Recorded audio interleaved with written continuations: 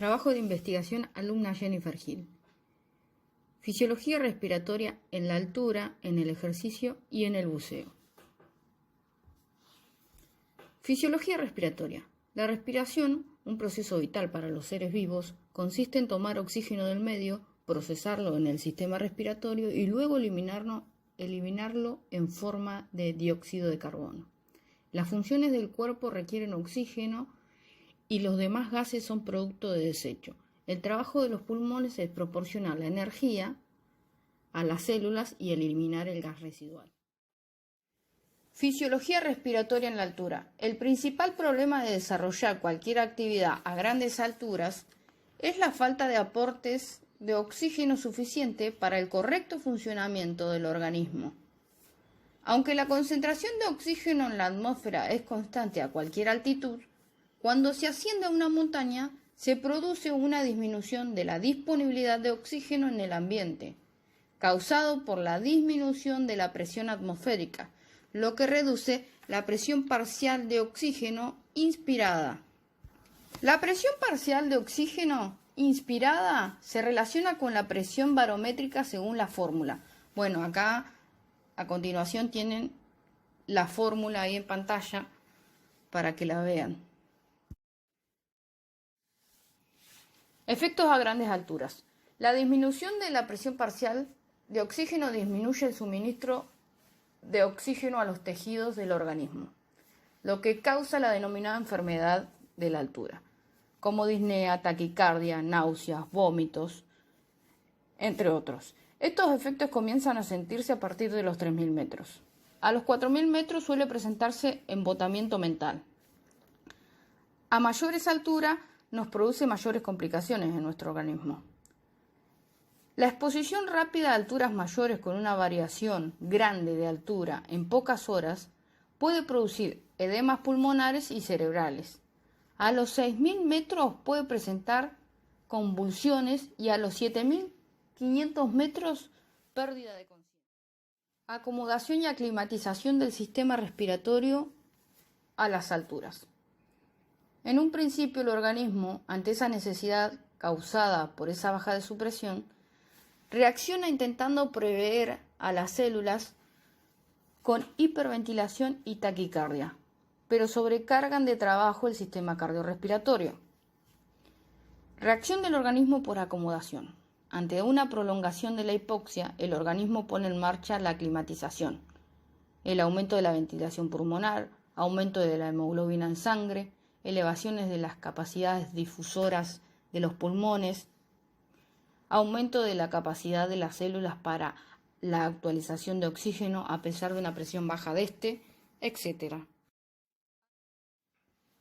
Fisiología respiratoria al ejercicio. Al realizar ejercicios, nuestra respiración aumenta. Esto se debe a que el esfuerzo físico que realizamos es mayor. Por lo tanto, nuestro corazón comienza a latir más rápido, con el fin de que nuestra sangre circule, haciendo que los vasos sanguíneos sanos se expandan para permitir el flujo incrementado. Como consumimos más oxígeno de lo normal al ejercitarnos, también generamos más dióxido de carbono. Por lo tanto, nuestros pulmones tienen que trabajar más rápido y fuerte para oxigenar nuestro cuerpo.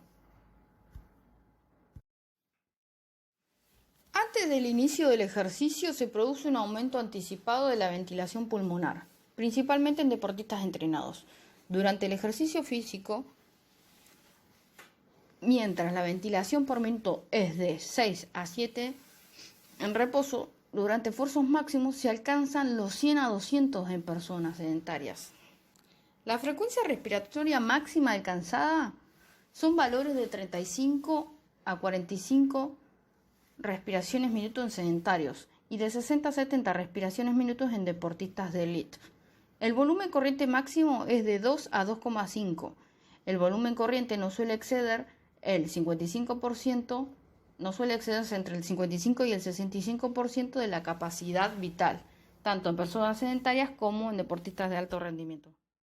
En cuanto a la función de la ventilación pulmonar, el movimiento de aire hacia y desde los pulmones está determinado por cambios de volumen torácico.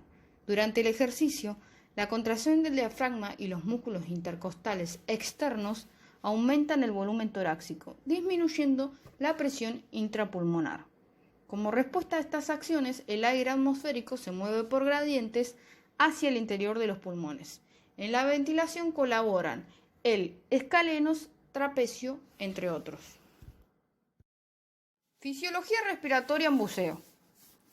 Como ya sabemos, la respiración es vital para la vida humana. Sufre cambios considerables cuando está expuesta a presiones. Esto influye en el sistema respiratorio como circulatorio. Bajo presión, los niveles de dióxido de carbono aumentan, como así también la resistencia a la respiración.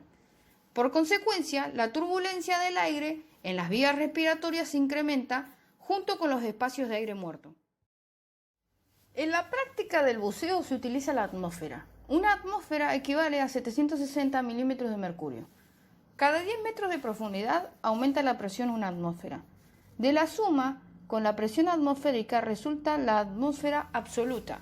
Es decir, a 10 metros de profundidad la presión es de 2 atmósferas absolutas.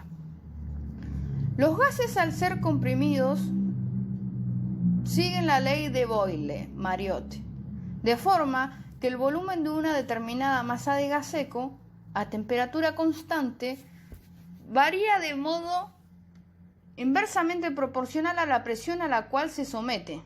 Por ello, el volumen de aire en los pulmones de un buceador a pulmón libre que contenga la respiración será la mitad al bajar a 10 metros de profundidad.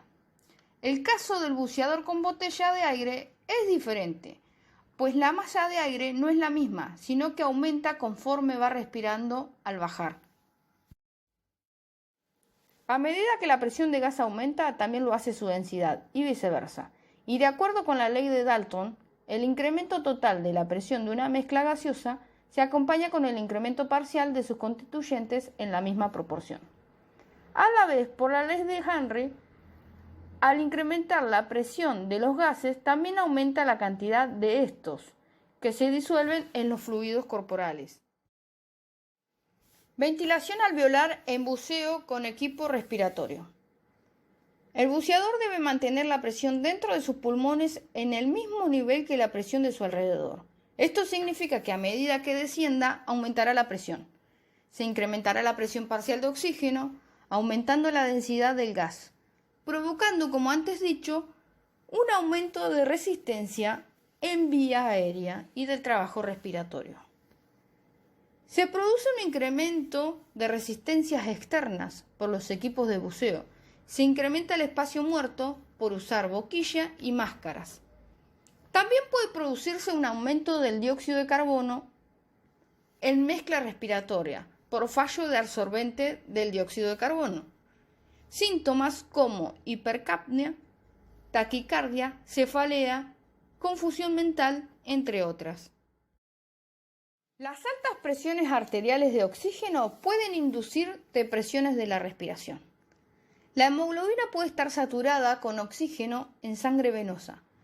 Esto puede interferir con el transporte de dióxido de carbono en forma de carbaminohemoglobina, con retención de dióxido de carbono. En el caso que el buceador asciende lentamente, la descompresión debe ser gradual. Ir liberando aire a los pulmones o disminuyendo la presión de los tanques. Caso contrario, los pulmones podrían romperse y sufrir neumotoras. Además, la alta presión de gas puede hacer irrumpir burbujas en la sangre, causando una embolia gaseosa.